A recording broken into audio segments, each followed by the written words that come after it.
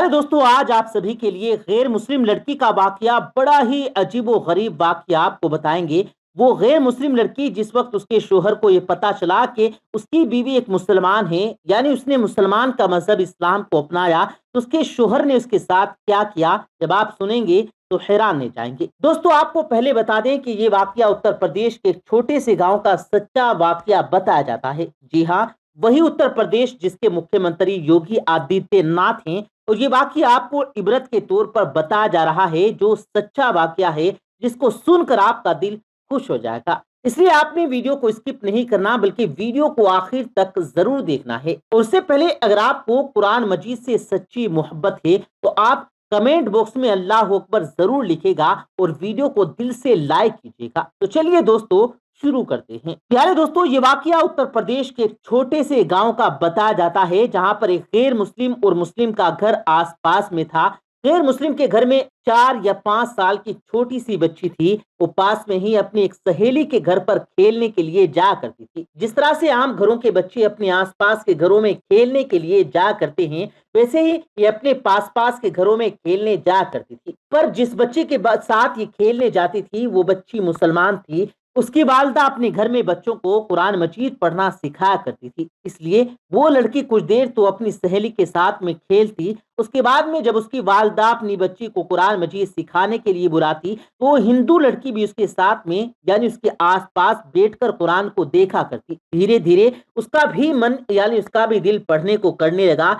एक दिन उसने अपनी सहेली की माँ से कहा कि आंटी, मैं भी पढ़ना चाहती हूँ। अब सहेली की माँ ने साथ में उसको भी पढ़ाना शुरू कर दिया। गैर मुस्लिम लड़की ने धीरे धीरे कायदा पढ़ना सीख लिया। फिर कायदा कुरान मजीद भी अपनी सहेली के साथ पढ़ना शुरू कर दिया। इस बच्ची ने अपने माँ बाप को उसके बारे में कुछ भी ना बताया, यानी कि वो इस बात से अनजान थे। जब मुस्लिम लड़की ने कुरान मजीद पढ़ना मुकम्मल सीख लिया, तब तक ये गैर मुस्लिम लड़की भी पूरा कुरान मजीद पढ़ना सीख गई थी। प्यारे दोस्तों, उसके बाद में एक ऐसा वक्त भी आया कि वो बच्ची जवान हो गई। माँ बाप ने उस लड़की की शादी गैर मुस्लिम हिंदू के साथ तय कर दी। वो इतना ज्यादा सख्त था, कट्टर था, कि मुसलमानों को देखना तो दूर की बात, मुसलमानों से बात करना भी पसंद न करता था, क्योंकि उसको मुसलमानों के बारे में गलत गाइड किया गया था। अब उस लड़की की शादी होने लगी। एक दिन वो लड़की अपनी मुस्लिम सहेली की माँ के पास गई और उसको कहने लगी कि मैंने आपसे पूरा कुरान मजीद पढ़ना तो सीख लिया, मैंने दिल ही दिल में कलमा भी पढ़ लिया, मगर मैं इसके बारे में अपने घर वालों को कुछ नहीं बता सकती। अगर मैंने उनको ये बता दिया तो घर में कलेश हो जाएगा और मुझे घर से निकाल दिया जाएगा। और अब मेरी शादी भी एक ऐसे इंसान के साथ होने वाली है जो मुसलमानों को देखना भी नहीं चाहता। ये सुनकर उसकी सहेली की माँ ने कहा, बेटा, अगर तुझको कुरान पाक से सच्ची मोहब्बत है तो अल्लाह तबारक व तआला पर भरोसा रखो, अल्लाह ताला तुम्हारे ईमान को जाया होने से जरूर बचा लेगा। प्यारे दोस्तों, उसके बाद में सहेली की वालदा ने उसके लिए शादी का एक तोहफा तैयार किया। उसको गिफ्ट के तौर पर कुरान मजीद को तैयार करके देने का इरादा किया। तो उसके घर जाकर उस लड़की की माँ से कहा कि हमने इसकी पैकिंग बहुत ही खूबसूरत तरीके से की है। हम चाहते हैं कि हमारा ये तोहफा लड़की के ससुराल में ही खुले, यानी कि इस गिफ्ट को यहाँ पर मत खोलिएगा। लड़की की माँ ने उनकी इस बात को मान लिया। और प्यारे दोस्तों, उसके बाद में उस लड़की की शादी हो गई और वो अपने ससुराल पहुंच गई। उसके साथ में वो कुरान मजीद का तोहफा भी उसके साथ ससुराल पहुंच गया। उस लड़की ने कुरान को कहीं पर एक बॉक्स में छुपा दिया। अब उसका शोहर जब भी ऑफिस जाता, जब वो घर में अकेली होती, तो वो चुपके से कुरान मजीद को निकालती और पढ़ना शुरू कर देती। प्यारे दोस्तों, इस तरह से कई साल गुजर गए, यहाँ तक कि वो लड़की प्रेग्नेंट हो गई। अब वो सोचने लगी कि मैंने तो अपनी ईमान को छुपाया है, जब शोहर घर पर नहीं होते तो मैं कुरान मजीद पढ़ लेती हूँ, मगर मेरे इस बच्चे का क्या करूंगी, मेरे बच्चे के ईमान का क्या होगा। यही सोचकर वो अल्लाह से दुआएं मांगती कि या अल्लाह, कोई ऐसी तरकीब बता कि मैं अपने बच्चे को भी कलमा पढ़ा सकूं। प्यारे दोस्तों, उसको कोई भी ऐसी सूरत नजर नहीं आ रही थी कि वो अपने शोहर के सामने इस बात को बोल सके। मगर अल्लाह की शान देखिए, एक और उसका शोहर बीमार हो गया। वो हॉस्पिटल में अपना टेस्ट कराने के लिए पहुंच गया। जब डॉक्टर ने उसकी सारी जांच कर ली, जब उसको उसके बारे में बताया गया, तो वो सुनकर और परेशान हो गया, क्योंकि डॉक्टरों ने उसको बताया कि उसको कैंसर हो गया है, उसके बचने की उम्मीद खत्म हो गई है। अब वो शोहर, यानी वो लड़की का हस्बैंड, वो पति, हैरान और परेशान अपने घर आया। اپنی بیوی کو دیکھ کر رونے لگا، کہنے لگا کہ تم بہت خوبصورت ہو، وفادار ہو، محبت کرنے والی ہو، نیک ہو، لیکن اب تمہارا اور میرا ساتھ صرف کچھ ہی دنوں کا ہے، میری زندگی صرف 1 مہینے کی ہے اور باقی ہے۔